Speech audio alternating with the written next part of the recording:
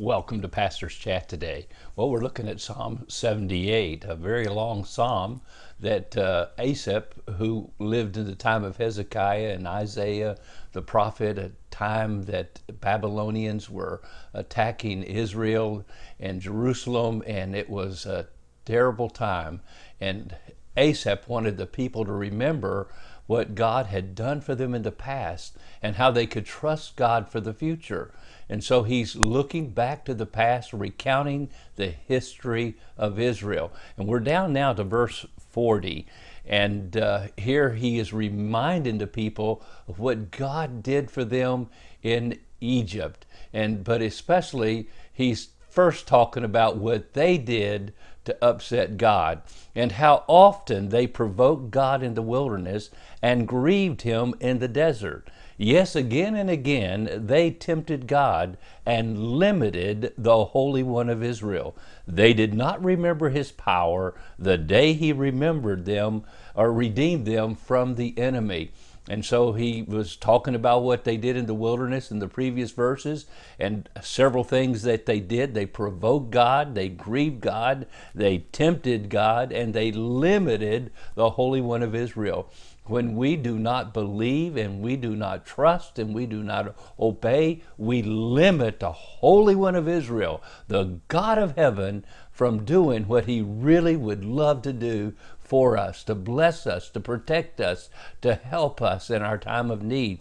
Now, so in verse 43, and he goes now back to Egypt, when he worked his signs in Egypt and his wonders in the field of Zoan. He turned their rivers into blood and their streams that they could not drink. He sent swarms of flies among them, which devoured them, and frogs, which destroyed them. He also gave their crops to the caterpillar and their labor to the locust. He destroyed their vines with hail and their sycamore trees with frost. He also gave up their cattle to the hail and their flocks to fiery lightning. He cast on them the fierceness of his anger, wrath, indignation, and trouble, by sending angels of destruction among them. He made a path for his anger. He did not spare their soul from death, but gave their life over to the plague, and destroyed all the firstborn in Egypt, the first of their strength in the tents of Ham.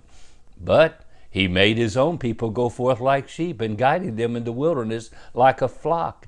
And he led them on safely, so that they did not fear, but the sea overwhelmed their enemies.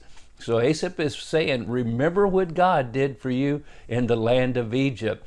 And so he's going back. He went back to Ephraim or Israel, and how they failed God as a northern nation turned back to the idols of the land. And then he now reminds them what they did in the wilderness and now in Egypt. And now he's going to remind them what they did in Canaan after God brought them to the border of the Jordan River, back to Kadesh again. There Joshua led them in to the land of Canaan, and yet after the third generation, they failed God again, especially after Moses gave in the book of Deuteronomy, do not forget, do not forget, do not forget, especially Deuteronomy chapter 8. And so we read in verse 54, and he brought them to his holy border, this mountain which his right hand had acquired. He also drove out the nations before them. He allotted them an inheritance by survey. He made the tribes of Israel dwell in their tents. Yet they tested and provoked the Most High God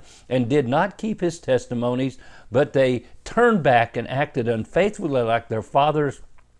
They were turned aside like a deceitful bow, for they provoked him to anger with their high places and moved him to jealousy with their carved images. When God heard this, he was furious and greatly abhorred Israel, so that he forsook the tabernacle of Shiloh and the tent that he had placed among men. And he delivered his strength into captivity and his glory into the enemy's hands. He also gave his people over to the sword and was furious with inheritance.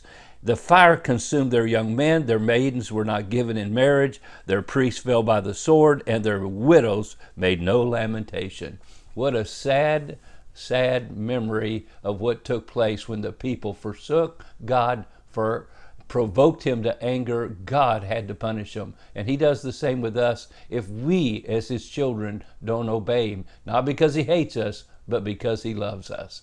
Well, God bless you as you think about how God has blessed you in the past, and remember him even today. God bless and have a wonderful, wonderful day.